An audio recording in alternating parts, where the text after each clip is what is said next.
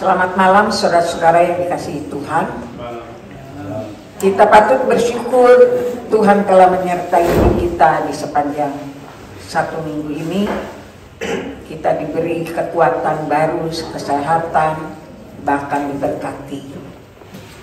Kita patut bersyukur kepada Tuhan yang selalu menyertai hari-hari hidup kita. Saya undang kita bangkit berdiri. Kita menyambut Tuhan dengan pujian. Saat ini ku datang lagi.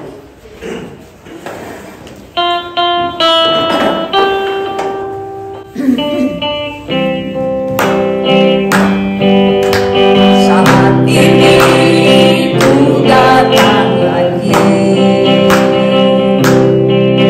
Padamu Tuhan tunjukkan hidupku.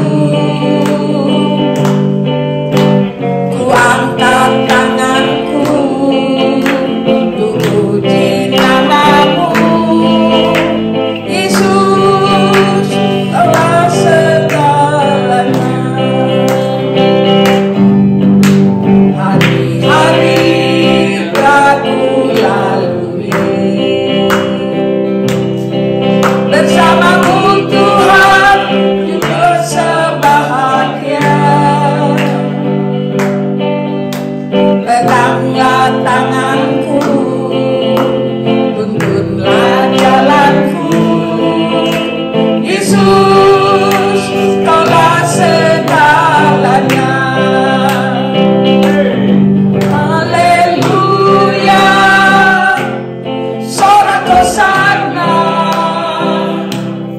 Haleluya, glory bagimu. Haleluya, sorak hosana. Terpujilah namamu. Saudara-saudara, kalau kita perhatikan kata-kata di lagu ini, saudara harus ikuti menurut apa yang saudara nyanyikan. Tadi dikatakan ku angkat tanganku. Saya nggak melihat ada yang angkat tangan. Jadi kita benar-benar memuliakan Tuhan ya. Nikmati, memuji, memuliakan Dia. Kita ulang.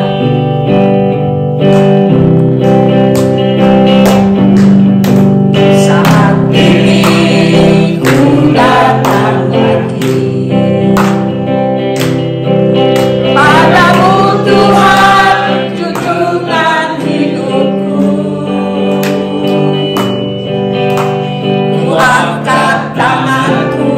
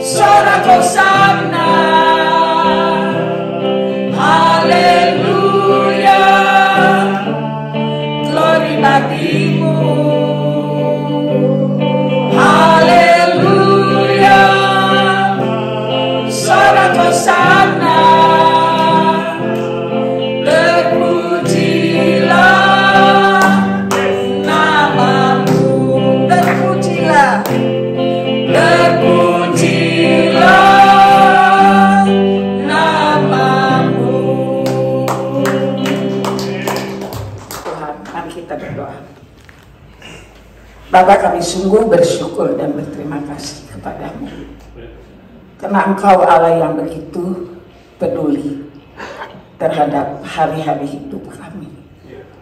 Kami bersyukur Tuhan, menikmati kuasa Tuhan setiap hari yang menyertai hidup kami, yang memberkati, yang mencukupi, sehingga semuanya itu kami boleh nikmati dari Engkau. Kami bersyukur saat ini Tuhan, kami bersatu hati ingin memuji nama Tuhan sebagai rasa syukur kami. Dan kami juga ingin mendengarkan firman-Mu, karena firman-Mu merupakan pelita bagi hidup kami, penuntun bagi hari-hari hidup kami. Terima kasih Tuhan, kami mulai ibadah ini dengan nama Tuhan Yesus. Amin.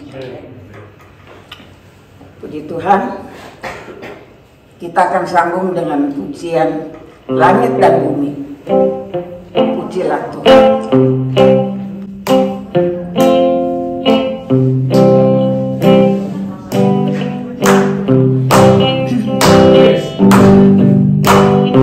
Langit dan bumi, pujilah Tuhan, sebab Dia ciptakan semuanya. Keagungannya mengatasi langit bumi, sembah sujud di hadapannya. Langit dan bumi, langit dan bumi, pujilah Tuhan, sebab Dia ciptakan semuanya.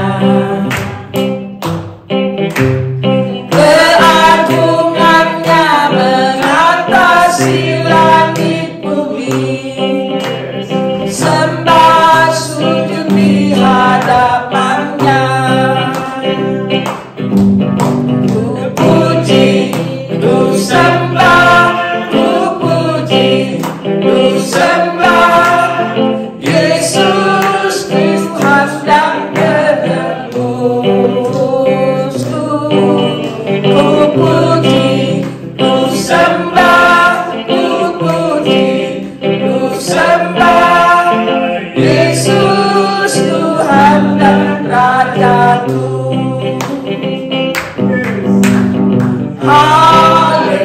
Haleluya, amin. Haleluya, amin. Haleluya, amin. Haleluya, amin.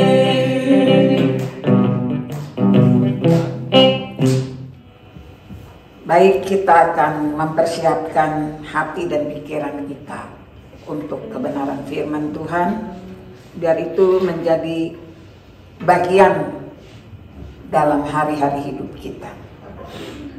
Kita akan menyanyikan Bejana Hidupku.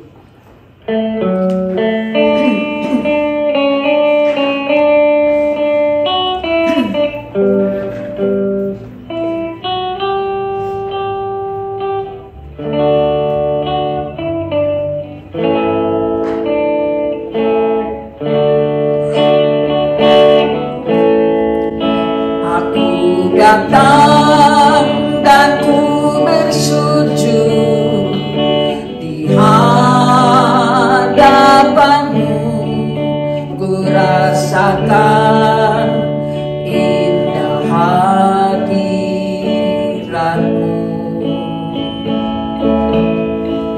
Telah ku buka mata hatiku dan jiwaku untuk ku nikmati firman-Mu. Firman-Mu yang kuasa untuk mengubah hati, firman-Mu yang tegakkan di saat ku terjatuh. Penuhkanlah bejanaku dengan air sungai-Mu. Ku haus akan firman-Mu. Aku datang. Saya kita semua bangkit berdiri. Hadapan-Mu ku rasakan indah hadirat-Mu.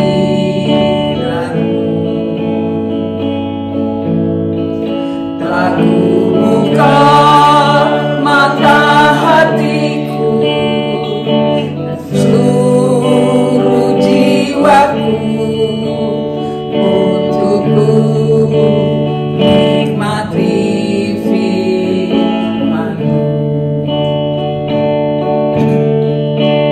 Firman-Mu yang kuasa mengubah sikap hati, firman-Mu yang tegakkan di saat ku terjatuh. Penuhkanlah bejanaku dengan air sungai-Mu.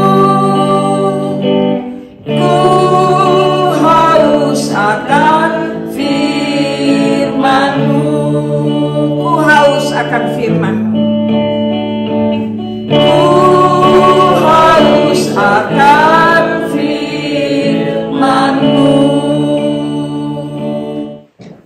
Mari kita berdoa sebelum kita belajar firman Tuhan. Bapa di sorga, kami mengucap syukur dan terima kasih.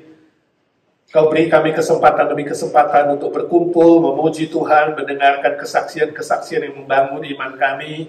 Dan kami rindu mau belajar firman Tuhan. Siapkan hati pikiran kami seperti tanah yang subur agar firman itu boleh hidup, boleh bertumbuh dan berbuah berlipat-lipat ganda.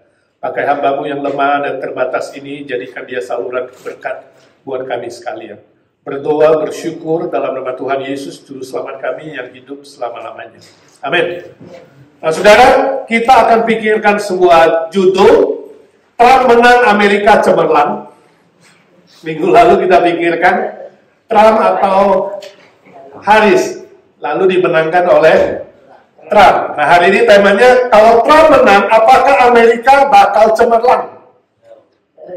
Kita akan pikirkan tema seperti itu. Mari kita diskusi dulu 3 pertanyaan. Yang pertama, pemilu di Amerika Serikat 5 November 3 hari lalu dimenangkan oleh Donald Trump.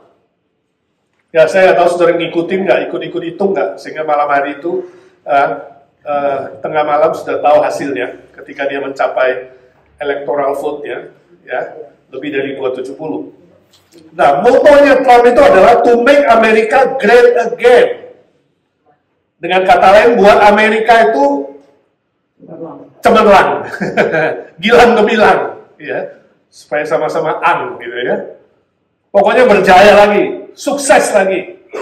Nah, programnya belum jelas apa. Memang waktu kampanye semua calon presiden itu mengumbar janji, ya, semua janji-janji yang manis.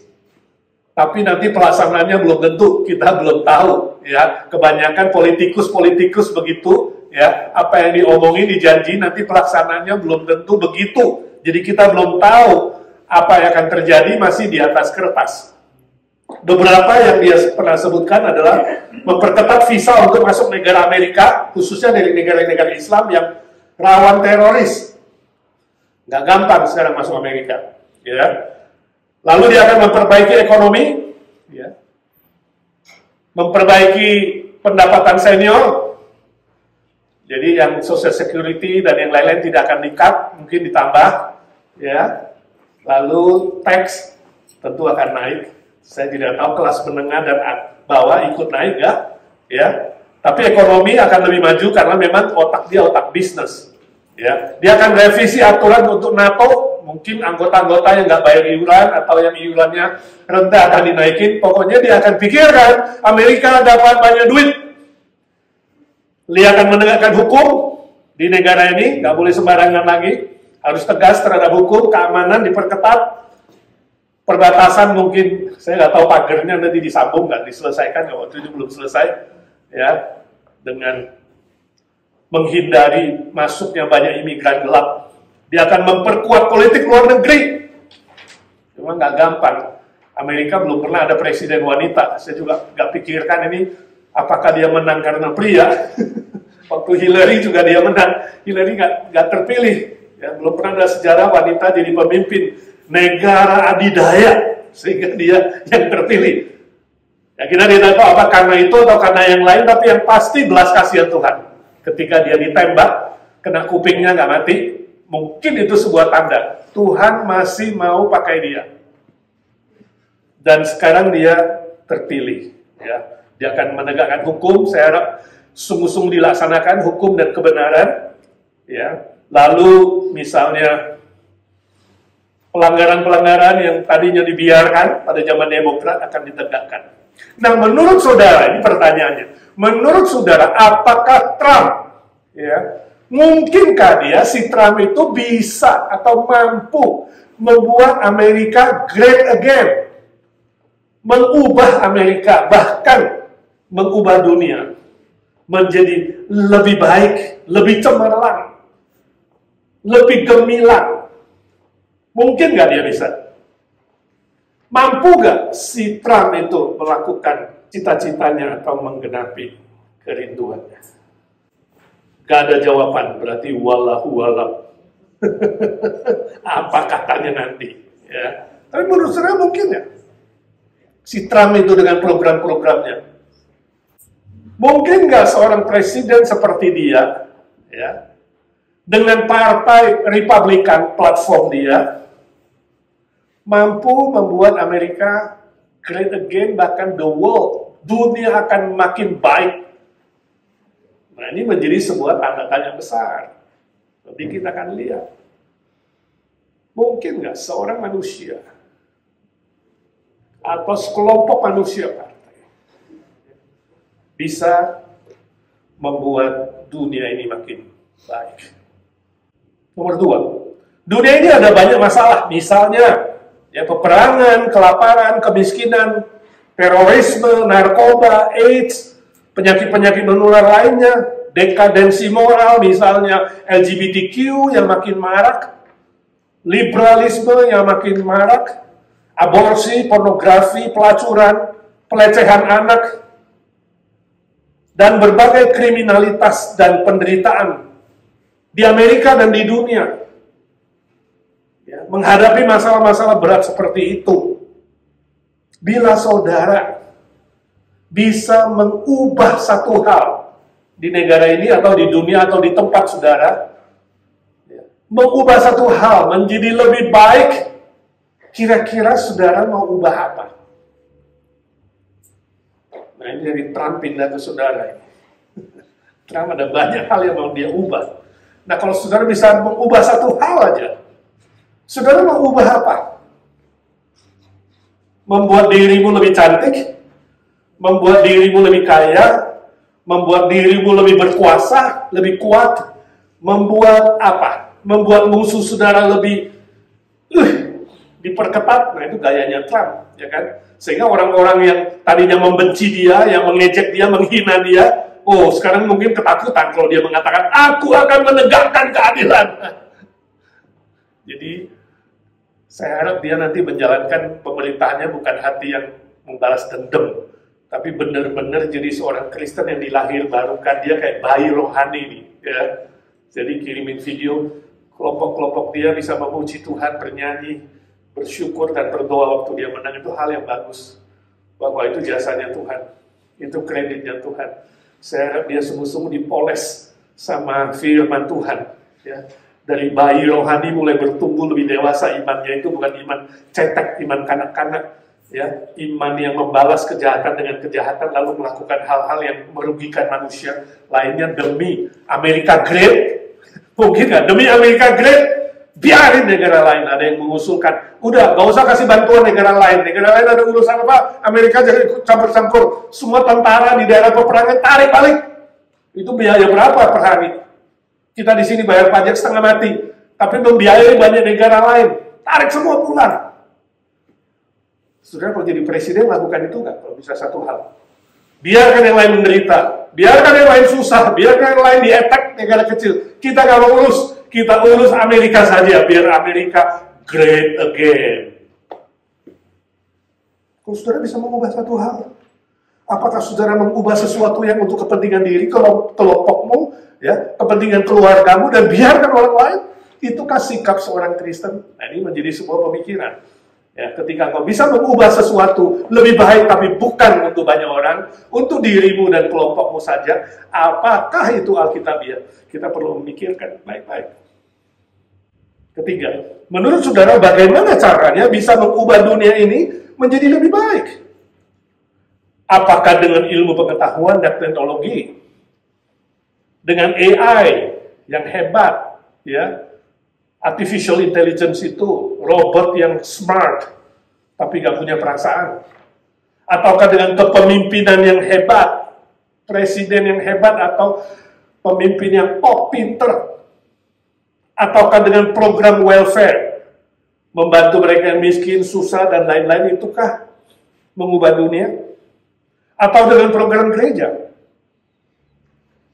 Atau dibiarin aja lah Pak, ngapain? Toh bumi ini, dunia ini sudah makin rusak, dan suatu hari akan kiamat dan akan binasa. Bagaimana caranya mengubah dunia? Saya pikir mau tidak mau kita harus kembali kepada firman Tuhan. Mari kita lihat apa yang diajarkan Tuhan Yesus. Ada 3 bagian firman Tuhan saya ingin ajak kita baca bersama pada malam hari ini. Ya, Markus 16 ayat 15 dan 16. 1, 2, 3. Lalu dia berkata kepada mereka, pergilah ke seluruh dunia, beritakanlah Injil kepada segala makhluk. Siapa yang percaya dan dibaptis akan diselamatkan. Tetapi siapa yang tidak percaya akan dihukum. Ini perkataan Tuhan Yesus. Yang kedua, Matius 5, 13-16. 1, 2, 3. Kamu adalah garam dunia. Jika garam itu menjadi tawar, dengan apakah ia diasinkan? Tidak ada lagi gunanya selain dibuang dan diinjak orang. Kamu adalah terang dunia. Kota yang terletak di atas gunung tidak mungkin tersembunyi. Lagi pula orang tidak menyalakan pelita itu lalu meletakkannya di bawah gantang, melainkan di atas kaki dia sehingga menerangi semua orang yang di dalam rumah itu. Demikianlah hendaknya terangmu bercahaya di depan orang, supaya mereka melihat perbuatanmu yang baik dan memuliakan Bapamu yang di sorga. Ini pun perkataan Tuhan Yesus. Satu lagi perkataan Tuhan Yesus, Matius 25, 37-40. 1, 2, 3. Maka orang yang benar itu akan menjawab dia, katanya, Tuhan, bila manakah kami melihat engkau lapar dan kami memberi engkau makan, atau haus dan kami memberi engkau minum? Bila manakah kami melihat engkau sebagai orang asing dan kami memberi engkau tumpangan, atau telanjang dan kami memberi engkau pakaian? Bila manakah kami melihat engkau sakit atau dalam penjara dan kami mengunjungi engkau? Dan raja itu akan menjawab mereka, aku berkata kepadamu, sesungguhnya segala sesuatu yang kamu lakukan untuk salah seorang dari saudaraku yang paling hina ini, kamu telah melakukannya untuk aku. Ini pun perkataan Tuhan Yesus. 3 bagian perkataan Tuhan Yesus yang penting ini memberikan kita sebuah gambaran bagaimana caranya kalau hari ini saudara diberi kesempatan untuk mengubah dunia, bukan hanya Amerika. Mengubah dunia secara keseluruhan atau dimulai dari dunia di sekitar saudara. Yang pertama, mengubah dunia dengan Injil Kristus. Itu Markus 16, 15, 16. Kita bisa mengubah dunia dengan Injil Kristus. Itu yang dikatakan oleh Tuhan Yesus, pergi ke seluruh dunia, kabarkan Injil. Ini cara pertama. Ya, Sebelum Yesus naik ke sorga, ini konteksnya Yesus mau naik ke sorga, dia pesan kepada murid-muridnya, ya, supaya mereka itu benar-benar serius. Ini amanat, ini perintah dari Tuhan Yesus. Pergi ke seluruh dunia, kabarkan Injil. Waktu itu hanya sedikit murid-murid. Hari ini kalau kita bandingkan, jumlah orang Kristen sepertiga dari seluruh dunia. Ya, 2 miliar, 2,5 miliar, banyak sekali. Ini menunjukkan murid-murid dari abad pertama sampai hari ini serius mengabarkan Injil, dan kita sudah mulai mengubah dunia. Di hari Pentakosta hanya 120 orang yang hadir dalam ruangan, mirip dengan IGNC. Tapi hari ini berapa jumlah orang percaya di seluruh dunia? Ini menunjukkan dunia berubah. Dunia sudah diubah. Semua orang Kristen tanpa kecuali, pengikut Kristus harus memberitakan Injil. Harus mengubah dunia dengan Injil keselamatan, yaitu salib Kristus yang menebus dosa, menebus hutang-hutang dosa kita, dan kebangkitan Kristus yang memberi hidup kekal. Itu cara pertama mengubah dunia. Sebab masalah dunia adalah masalah hati. Ya, bahasa Inggris bagus sekali. The heart of the problem is the problem of the heart. Inti masalah dari manusia yang kita lihat itu cuma permukaan. Sebenarnya intinya adalah apa? Soal hati. Hati yang masih berdosa. Pikiran yang masih berdosa. Yang belum bertobat. Hati harus diubah dulu sebelum mengubah segala sesuatu. Itu sebabnya Injil adalah cara pertama mengubah dunia di sekitar kita. Ya, sebagai aplikasi, saya rindu saudara mulai berdoa bagi keluarga, bagi teman-teman, bagi orang-orang yang Tuhan izinkan saudara ketemu tiap hari. Itu dunianya saudara. Dunia bisnis, dunia pekerjaan, dunia kantor, dunia keluarga, dunia masyarakat, dunia di mana Tuhan taruh saudara. Doakan mereka yang belum mengenal Kristus, ini penting sekali. Mulai mendoakan, ini aplikasinya. Setelah mulai mendoakan, Tuhan kemudian menggerakkan hatimu, memberimu hikmat supaya kamu tahu berbicara, tahu menyampaikan salib Kristus yang mengampuni dosa, tahu menyampaikan kebangkitan Kristus sebagai jaminan hidup kekal. Oh, mungkin saudara berkata, Pak, aduh dunia begitu besar, begitu luas. Ya, bagaimana mungkin mengubah dunia? Ada begitu banyak masalah. Susah, Pak. Suatu hari ada seorang pendeta yang frustrasi dalam pelayanan. Karena banyak persoalan, banyak masalah, banyak tekanan, ya, banyak cobaan, banyak godaan. Dia sudah pengen give up, dia sudah tidak mau. Gak tahan, ya, melayani pekerjaan Tuhan, mengubah apa yang ada di sekitarnya. Dia frustrasi, dia jalan di tepi pantai, menyusuri pantai.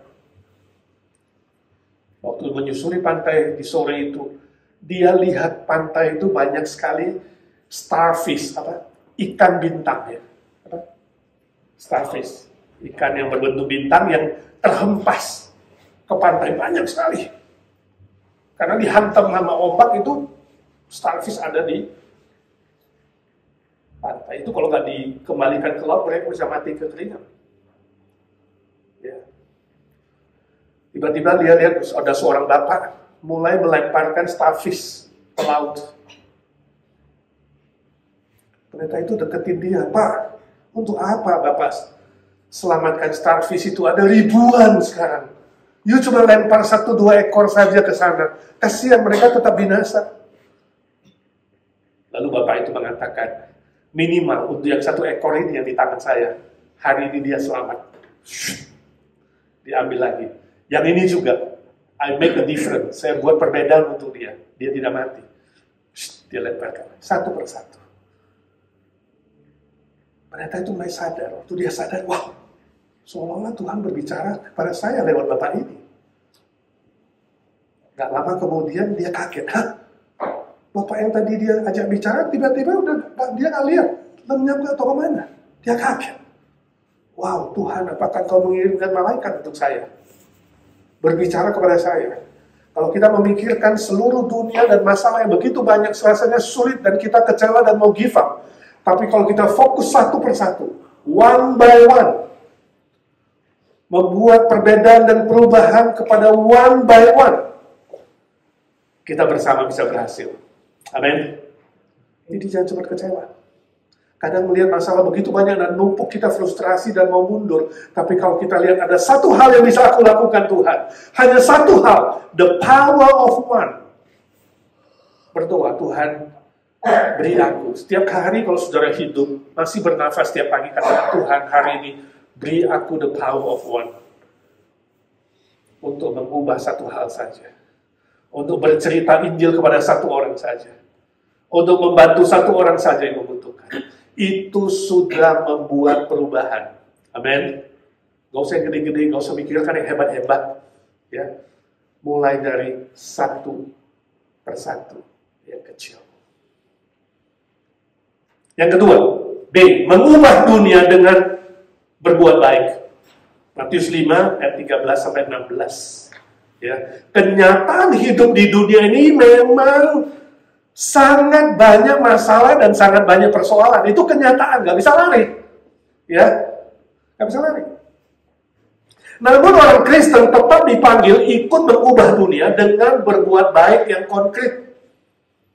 Ada dua istilah yang dipakai di situ, yaitu terang dan garam. Istilah terang itu berarti apa? Cahaya.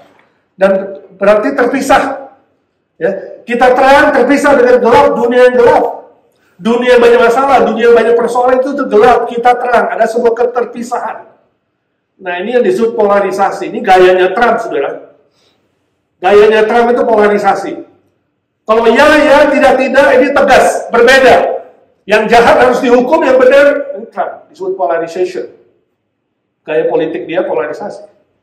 Ya, sedangkan Demokrat hari itu lebih banyak kompromi. Oke lah, jahat dikit gak apa-apa lah. Ya, you maling, you apa rusak, ya di penjara penuh, ya udahlah. Ya, dikasih kompromi. Beda. Gayanya terang. Aku terang, kamu gelap, kita terpisah. Tapi ingat, ada istilah lain, satu lagi itu Pak, garam. Yesus gak hanya mengatakan kamulah terang, tapi kamu garam. Kalau terang terpisah, garam itu apa? Bercampur. Garam itu masuk penetrasi, masuk ke dalam sayur, masuk ke dalam makanan. Kita gak disuruh untuk memisahkan diri. America great again, forget the world. No, itu bukan panggilan Tuhan Yesus. Itu bukan panggilan orang Kristen. Kita gak dipanggil untuk lari, melarikan diri ke gunung bertapah. Ya, dunia ini jelek, dunia ini jahat, dunia ini rusak. Mari kita memisahkan diri jauh-jauh. Bukan itu. Jangan jadi ekstrim. Polarisasi adalah sebuah ekstrim juga. Tapi Tuhan Yesus mengajar kita sebuah hikmat.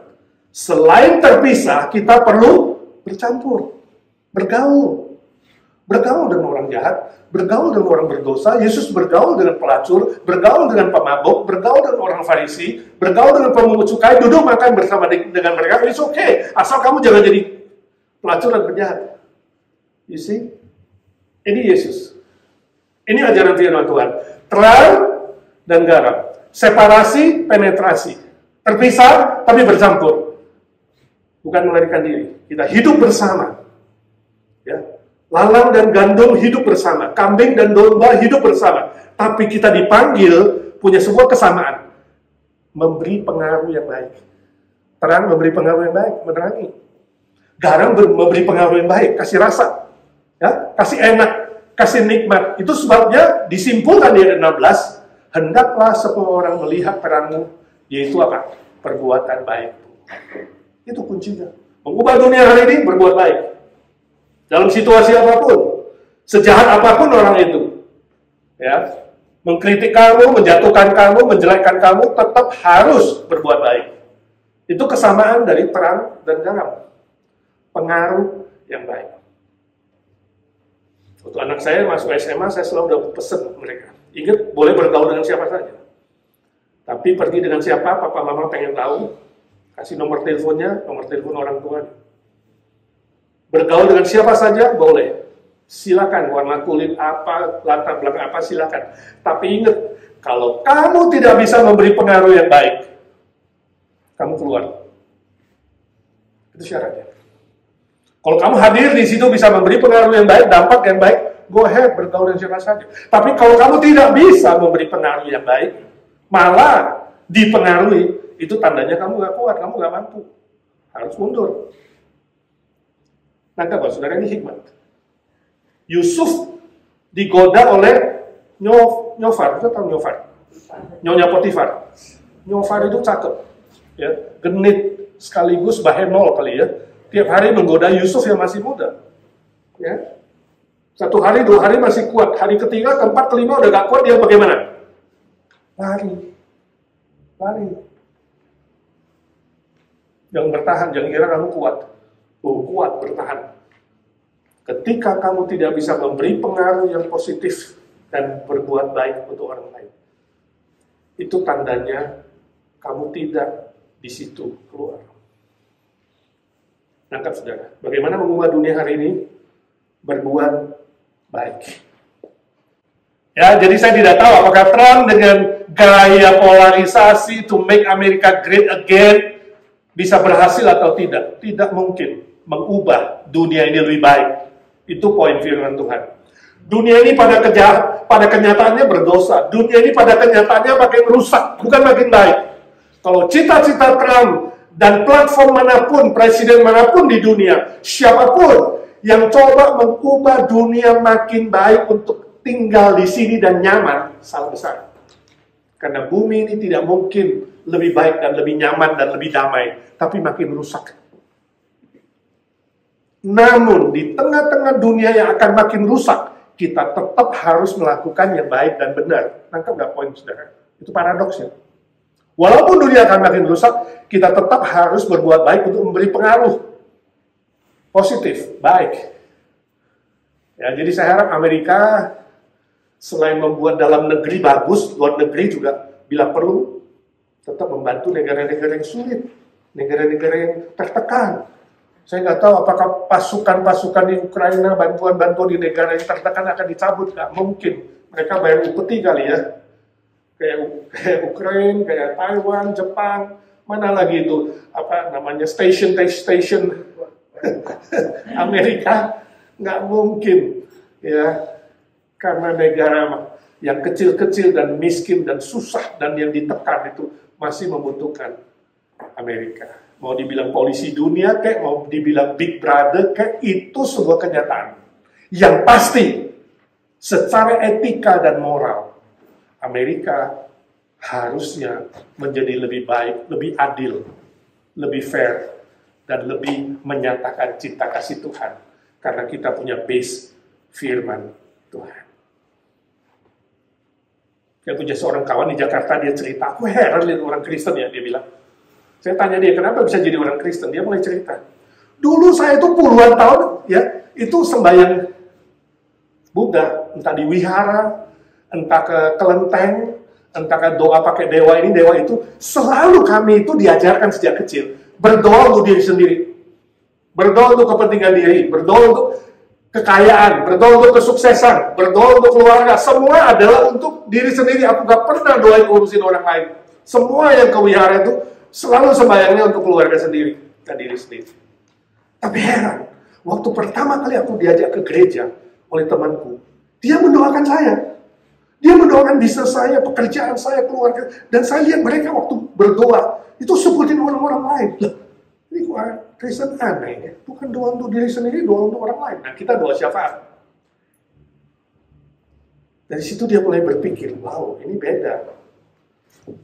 Lama-lama dia mengenal bahwa firman Tuhan berkata, kita adalah terang dan garam yang harus membawa pengaruh berbuat baik. Pengaruh yang baik untuk orang lain. Saudara melihat, ini sebuah pintu untuk mengubah dunia. Kalau orang Kristen bertahan berbuat baik, selalu berbuat baik, terus berbuat baik, itu sebuah pintu, sebuah cara yang Tuhan pakai untuk mengubah dunia. Amin. Yang terakhir, mengubah dunia dengan mengasihi Kristus. Mengasihi Kristus itu Matius 25, 37-40. Nah, itu konteksnya adalah penghakiman terakhir. Yesus sedang berkhotbah menjelaskan soal akhir zaman. Jadi kalau saudara lihat khotbahnya Yesus, Matius 24 dan 25 itu tentang akhir zaman, itu 2 pasal. Dan ini salah satu bagian, yaitu Last Judgment, penghakiman terakhir, tahta putih. Kristus akan datang sebagai hakim segala hakim dan raja segala raja. Dan pada hari itu ada dua kelompok manusia yang akan dipisah, seperti yang pernah saya jelaskan, gandum dan lalang, kambing dan domba. Di sini dijelaskan orang fasik dan orang benar. Orang fasik pada hari itu akan dihukum, sebab mereka tidak beriman dan tidak melakukan yang baik. Mereka berbuat jahat, akan dihukum. Sedangkan orang benar akan menerima yang kekal, kebahagiaan kekal, upah yang kekal, dan menerima keselamatan. Nah, waktu dia ingin memberi upah kepada orang-orang benar, dia berkata, kamu telah memberi aku makan waktu aku lapar, memberi aku pakaian waktu aku telanjang, mengunjungi aku ketika di penjara. Orang-orang benar yang berbuat baik itu, orang-orang Kristen, orang percaya bingung. Kapan kami melakukan untukmu, Tuhan? Kapan kami ketemu kamu, Tuhan, dan melakukan semua yang kamu sebutkan itu tadi? Kami tidak pernah kasih kamu makanan, minuman, pakaian. Kami tidak memberi pentumpangan, nggak pernah ke penjara lihat kamu. Yesus menjawab ayat yang sangat penting di ayat 40. Ya, apa yang kamu lakukan untuk orang-orang yang kecil dan hina-dina ini, kamu melakukannya untuk aku. Sudah melihat? Yesus menyamakan dirinya dengan orang-orang yang miskin, menderita, dan susah. Menyamakan dirinya dengan dunia yang menderita yang perlu diubah itu. Kenapa? Sebab Kristus adalah penciptanya. Tuhan Yesus mengasihi mereka. Dan ketika kita mengasihi orang-orang dunia yang menderita, yang susah, yang belum diselamatkan itu, sebenarnya kita sedang mengasihi Tuhan. Dan kalau kita mau melayani orang-orang hina, orang yang membutuhkan itu, orang yang kesusahan itu, kita sedang melayani Tuhan. Jadi jangan ngomong aku melayani Tuhan, tapi saudara tidak punya belas kasihan menolong orang-orang di sekitar saudara dunia yang sedang menderita itu. Jadi biar malam ini sebagai aplikasi Tuhan mengubah motif dan tujuan kita melayani Tuhan. Apa sih motif kamu, tujuanmu melayani Tuhan? Kalau untuk mencari kepentingan diri, untuk namamu lebih terkenal, kalau ini pemerintahan Trump terakhir, dia bilang ini terakhir kalau dia mau buat jor-joran, besar-besaran, hanya untuk kepentingan diri dan partainya, dia akan gagal. Apapun yang kamu lakukan, kalau motif dan tujuannya untuk diri sendiri, untuk partai sendiri, kelompok sendiri, untuk membuat dirimu lebih terkenal, tersohor, ingat, kamu akan gagal. Tapi ketika engkau berbuat sesuatu untuk lebih baik, lebih benar, demi Kristus, motif dan tujuanmu demi Kristus, kamu akan berhasil. Kamu akan bertahan, selalu baik dan setia apapun yang terjadi. Entahkah dikritik, entahkah dihina, entahkah dijatuhkan, entah dijelekkan. Oh, ini luar biasa kalau kita melihat Tuhan mengizinkan 4 tahun Trump itu dimaki habis, betul nggak? Belum pernah ada sejarah di Amerika seorang terpilih jadi presiden ketika dia masih dianggap felony, penjahat, kriminal. Berapa tahun itu di New York? Pengadilan New York masih menentukan dia berapa tahun waktu itu, 34, 37, saya lupa. Felony, cacat hukum. Dianggap pemberontak, dimaki-maki Hitler, ya. Itu kasus Januari 6 belum selesai. Dengan berbagai cara menjatuhkan dia. Ya. 2 kali mau ditembak mati, 1 kali kena kuping. Dia bertahan. Dia gak putus asa. Dia berjuang di partai sampai dari seluruh partai Republikan dia kepilihkan aneh. Gak ada orang lain. Emang gak ada lain lagi calon? Ini belas kasihan Tuhan. Ini kemurahan Tuhan. Kalau dia tidak sadar, dia mencoba meninggikan diri. Dia coba fokus pada dirinya untuk mengubah Amerika dan dunia. Akan gagal, saudaraku. Kita perlu banyak berdoa untuk Amerika, untuk presiden, untuk partai. Kita bersyukur. House juga dipegang Republikan, kalau salah ya. Kongres juga ya. Sekali ini luar biasa. Ya. Partai Republikan menang dalam DPR, MPR, dan Presiden. Ini membuat visi dan misi bisa lebih jelas dan bisa lebih maju. Asalkan, sekali lagi, mementingkan keadilan, kebenaran, kemakmuran. Benar-benar pemerintah menjalankan fungsinya sebagai wakil Allah untuk menegakkan keadilan dan kebenaran dan mendatangkan kesejahteraan bagi manusia. Dalam semua hal loh, bukan hanya jasmani. Kalau fokus jasmani saja pasti gagal. Jasmani, mental, rohani. Saya yakin Amerika akan dipakai Tuhan untuk memberkati banyak negara lain di masa yang akan datang. Amin. Fokus. Selain itu kita fokus tanya diri kita sendiri. Saya lakukan segala sesuatu melayani manusia, melayani pekerjaan Tuhan demi siapa sih? Motif saya apa sih? Motif saya mengasihi Tuhan bukan? Tujuan saya apa sih? Memuliakan Tuhan atau memuliakan diri saya? Atau meninggikan diri saya, membuat saya lebih dikenal? Ubah, Tuhan ubah motifku, katakan Tuhan ubah motivasiku. Hanya untukmu Tuhan, demi Kristus. Jadi kamu gak cepat kecewa. Dikritik kayak, dihina kayak, diejek kayak, diserang kayak, ditembak kupingnya kayak, bertahan. Melakukan yang baik dan setia. Saudara tahu Mother Teresa memulai pelayanan di Kalkuta, dia guru SMA yang menyerahkan diri mengajar di situ. Tapi karena dia tiap hari lewat jalanan yang banyak pelacuran, banyak kriminal, banyak orang sakit kusta, banyak misi, lama-lama hatinya nggak tahan. Lalu dia kumpulkan teman-temannya 12 orang, memulai sebuah organisasi, ya, organisasi misionari dari 12. Sekarang lebih 4.000 anggotanya melayani seluruh India. Dimulai dari satu orang. Bisa mendapatkan dana banyak, termasuk sumbangan-sumbangan dari luar negeri dan Amerika. Suatu hari ada grup businessman Amerika mengunjungi daerah Kalkuta.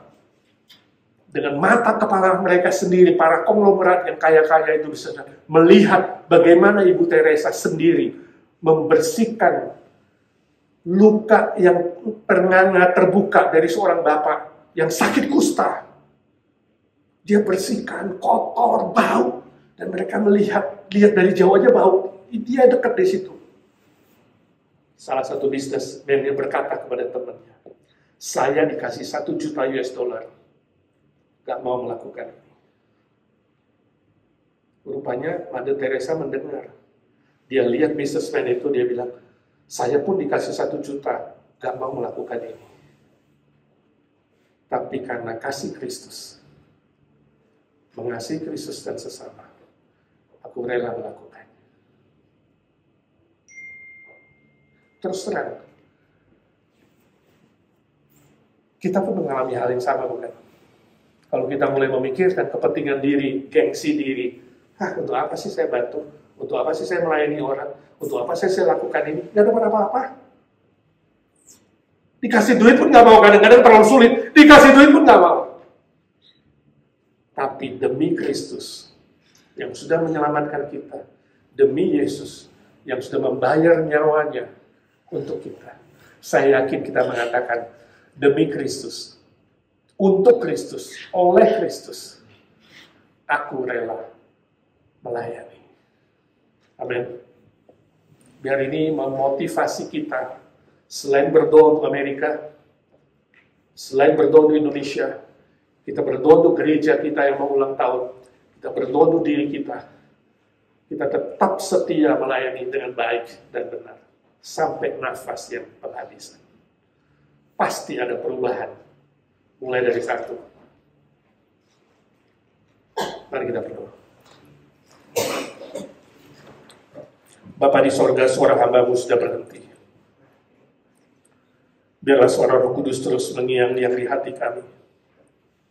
Mengingatkan kami ya Tuhan, bukan menjadi pendengar-pendengar firman saja, tapi menjadi pelaku-pelaku firman Tuhan. Kami bersyukur ya Tuhan, bahwa pemilu di Amerika sudah selesai. Trump terpilih jadi presiden dengan seluruh kabinetnya dan dengan partai Republikan yang menduduki DPR, MPR. Kami berdoa Tuhan memberkati Amerika. Bukan hanya Amerika great again dalam hal materi, dalam hal jasmani, tapi juga dalam hal moral, dalam hal spiritual. Berilah kebangunan rohani, sehingga kebenaran Tuhan boleh ditegakkan. Bahkan Amerika great karena bisa melayani dan menolong banyak negara lain, menjadi pionir-pionir yang mengizinkan banyak jiwa boleh mendengarkan Injil, diselamatkan oleh Tuhan. Kami doakan banyak bencana terjadi di Amerika. Secara khusus kami mengingat musibah kebakaran besar kemarin di daerah Ventura County, daerah utara ya Tuhan. Lebih 2.000 acre yang terbakar dan ribuan rumah habis. Tuhan kasihani para korban yang kehilangan rumah tinggal. Berkati seluruh tim pemadam kebakaran yang bekerja keras dari semua county. Turun tangan kami berdoa, Tuhan kasihani California yang makin liberal. Kami rindu ada perubahan yang lebih baik. Dimulai dari kami, orang-orang Kristen yang diselamatkan Tuhan, memberi pengaruh lewat pekabaran Injil, lewat berbuat baik, lewat pelayanan yang Tuhan izinkan bagi kami. Kami mendengar juga, ya Tuhan, Indonesia yang sudah mulai mempersiapkan kabinet merah putih yang menjalankan pemerintahan di sana. Kasihani juga Indonesia ya Tuhan. Dengan presiden yang baru, seluruh kabinet merah putih boleh melakukan tugas mereka dengan hati yang takut akan Tuhan. Dan kami doakan gereja-gereja Indonesia pun bisa diberi banyak kesempatan untuk melakukan banyak perubahan-perubahan di sana. Kami bersati, berdoa syafaat, kami ingat saudara-saudara kami dukung mereka ya Tuhan. Secara khusus kami berdoa untuk kokonya Lisa Hari Subagio di Indonesia ya Tuhan. Kami dengar kena stroke, Tuhan kasihani dia.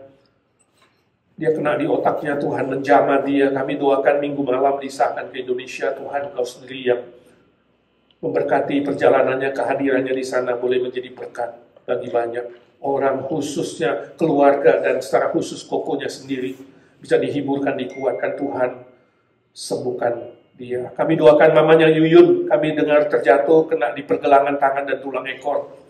Tuhan kasihani juga dia, tulang-tulangnya retak. Kami berdoa untuk Yuyun yang juga minggu akan ke Indonesia. Tuhan sertai perjalanannya untuk menemani mamanya di Indonesia dan membawa mamanya rencana ke Penang untuk berobat. Tuhan Kau buka jalan. Sembuhkan anak-anak-Mu ya Tuhan yang sedang sakit dan menderita. Kami terus berdoa untuk Lily Chang yang masih dirawat di rumah sakit. Kami bersyukur setiap hari ada kemajuan-kemajuan. Kau berkarya terus ya Tuhan. Berilah ketabahan kepada Berry, kepada seluruh keluarga, pada kami semua.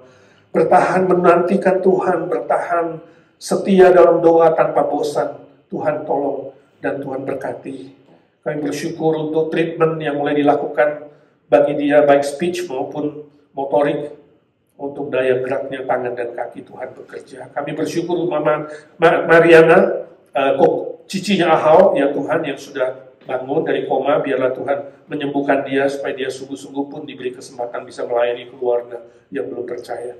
Kami bersyukur untuk Lilia yang sudah ke dokter dan mendapatkan schedule Desember awal tanggal 2 untuk dioperasi. Tuhan siapkan dia fisik, mental, rohani, insurans, segala yang dibutuhkan. Tuhan Kau sendiri yang cukupkan dengan kekayaan kemuliaan. Untuk Bu Nina kami bersyukur untuk pengobatan giginya. Tuhan pulihkan secara sempurna sehingga dia boleh siap menghadapi operasi. Tuhan memberkati sebab Engkau memulai yang baik. Engkau pasti menggenapinya ya Tuhan. Pak Hari Lee yang masih proses kemoterapi, Tuhan sertai, kurangi side effect-nya, beri dia sukacita dan nafsu makan dan kekuatan ekstra. Untuk remaja kami, Arthur Palar, kami tidak bosan-bosan mengangkat namanya kehadiran-Mu. Tuhan juga sembuhkan dia secara sempurna, agar dia diberi kesempatan sekolah Alkitab, dia ingin dipakai Tuhan. Tuhan berilah kesempatan. Untuk Charlie, adik kami ya Tuhan, sembuhkan dengan kuasa-Mu yang ajaib. Dan Tuhan pakai dia untuk mendatangkan kemuliaan bagi Bapa di sorga. Baby Noah dalam proses kesembuhan jantungnya, Tuhan curahkan belas kasihan-Mu. Terima kasih Tuhan, terima kasih. Kau mendengar doa kami. Satu persatu ya Tuhan, curahkan mujizat-Mu, curahkan mujizat-Mu. Curahkanlah kuasa-Mu Tuhan. Mujizat terjadi di tempat ini. Curahkanlah kuasa-Mu Tuhan. Mujizat terjadi sekarang ini. Kami doakan para senior kami Tuhan, Paul Wardana, beri dia kesehatan, sukacita, kekuatan ekstra, untuk tetap semangat, untuk melayani evergreen para senior kami, menemani Tante Lena, Tuhan beri kekuatan dan anugerah baru tiap hari. Kami serahkan semua senior kami yang hidup dalam kesendirian mereka, Tante Isha, Tante Ita, Tante Aiwati, Tante Sumi, Tante Nelly, Ci Irene, Ci Rostin, Ci Eti, Om Budi Pualamsa, dan semua yang lain yang tidak kami sebut satu persatu. Dalam kesendirian mereka tidak kesepian, sebab Engkau menemani, Engkau sahabat yang terbaik ya Tuhan. Kuatkan juga Ci Silvia So untuk kakinya, kesehatannya. Tuhan jamah, tumpahkan tangan-Mu, pakai dia. Bersama Pak Humphrey diberi kesempatan terus menjadi teladan bagi kami orang-orang yang muda. Pak Indra juga dalam proses pemulihan, Tuhan tumpahkan tangan-Mu di bagian punggung dan pinggang. Terima kasih Tuhan. Kami doakan mereka yang di Indonesia yang membutuhkan dukungan doa. Yafet Martin, anaknya Cirita, sembuhkan dia Tuhan. Jamah dia dan pakai dia. Mamanya Ramona, Tante Oni, Cilia Weijun, kakaknya Cievi, yang dalam pemulihan Tuhan, beri damai sejahtera, sukacita, iman yang teguh, berharap pada Tuhan. Kami doakan Siska yang habis operasi empedu di Singapura. Ya Tuhan, istrinya Pak Richard, Tuhan Kau sendiri yang menyembuhkan dia dari hasil operasi yang kami dengar baik. Tuhan berkati masa pemulihan. Hegel dan Shirley Tiong yang liburan ke Malaysia dan minggu depan akan kembali, Tuhan sertai perjalanan mereka satu persatu ya Tuhan. Mereka yang membutuhkan dukungan doa kami angkat ke hadirat-Mu. Semua panitia HUT kami serahkan dalam tangan-Mu ya Tuhan. Minggu ini kami mau rayakan ulang tahun 18, mengingat anugerah-Mu dan berkat-Mu bagi gereja kami. Tuhan berkati panitia, Jimmy dan kawan-kawan, dan semua aktivis, semua pelayanan yang sudah disiapkan oleh para pelayan Tuhan. Berikan kesehatan yang prima, berikan sukacita, kekompakan, motivasi yang murni mengasihi Tuhan dalam melakukan pelayanan ini ya Tuhan. Agar nama Tuhan ditinggikan, Bapa dimuliakan. Agar semua yang hadir boleh menerima berkat istimewa dari Tuhan, boleh menikmati semua program yang disiapkan. Kami doakan bidang konsumsi, berkati Bu Nina dan kawan-kawan, supaya semuanya bisa berjalan dengan baik dan cukup, dan nama Tuhan ditinggikan. Juga bidang-bidang lain Tuhan yang sudah disiapkan Tuhan, biarlah semua perayaan ini ya Tuhan boleh fokus hanya kepada Kristus. Kami doakan persiapan KKR, Natal, Tuhan juga mempersiapkan, menolong supaya ada jiwa-jiwa yang dimenangkan. Jadikan gereja kami IJNC gereja yang berbuah. Kami doakan Thanksgiving dinner, berkati semua acara khusus, baik bersyukur maupun merayakan ulang tahun Tante Lucy. Tuhan beri dia kesehatan, sukacita, kekuatan, dan berkati Yanti dan kawan-kawan yang membantu dalam masak, juga Sani, supaya sungguh-sungguh Thanksgiving dinner ini merupakan sebuah ucapan syukur yang lahir dari hati kami yang mengasihi Tuhan. Terima kasih Tuhan, Kau sudah dengar doa kami. Tuhan memberkati pekabaran Injil di mana-mana. Hamba-hamba Tuhan yang melayani lewat media sosial, lewat TV, lewat pembagian Alkitab, KKR, literatur, dan semua program lainnya ya Tuhan. Khususnya di negara-negara yang sulit, yang melawan Tuhan, melawan firman-Mu. Tuhan, berbelas kasihanlah agar banyak jiwa yang belum mengenal Tuhan, yang masih tersesat, boleh dibawa kepada Tuhan. Kini kami doa masing-masing ya Tuhan untuk pergumulan kami sendiri-sendiri. Baik yang mengikuti online maupun yang ada di sini anak-anak-Mu dalam pergumulan mereka ya Tuhan. Kata soal pekerjaan, soal keluarga, soal relasi, soal yang hamba tidak tahu, Tuhan tahu. Entah sekolah, anak, entahkah bisnis, entah apapun ya Tuhan. Tuhan dengarkan doa kami satu persatu. Kami ingat Yulia dan Alfredo yang pindah ke Las Vegas, sedang cari pekerjaan. Tuhan siapkan. Suhui dan suaminya butuh pekerjaan. Anak-anak-Mu yang kekurangan dalam finansial, Tuhan Kau yang mencukupkan. Juga pergumulan-pergumulan lain. Yesus, Tuhan Yesus dengar doa kami satu persatu. Yesus, Yesus, dengar doaku, janganlah Tuhan lalui, berilah berkat-Mu Dalam nama Tuhan Yesus Kristus, Raja segala Raja, Tuhan segala Tuhan, Allah segala Allah, Dokter segala dokter, Juru Selamat kami yang hidup selama-lamanya. Kami berdoa dan minta berkat mujizat Tuhan. Amin, amin.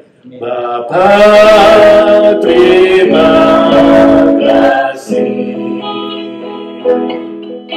Bapa, terima kasih.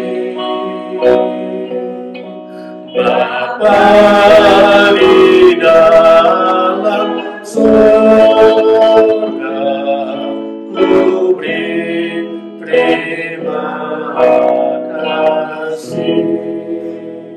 Amin.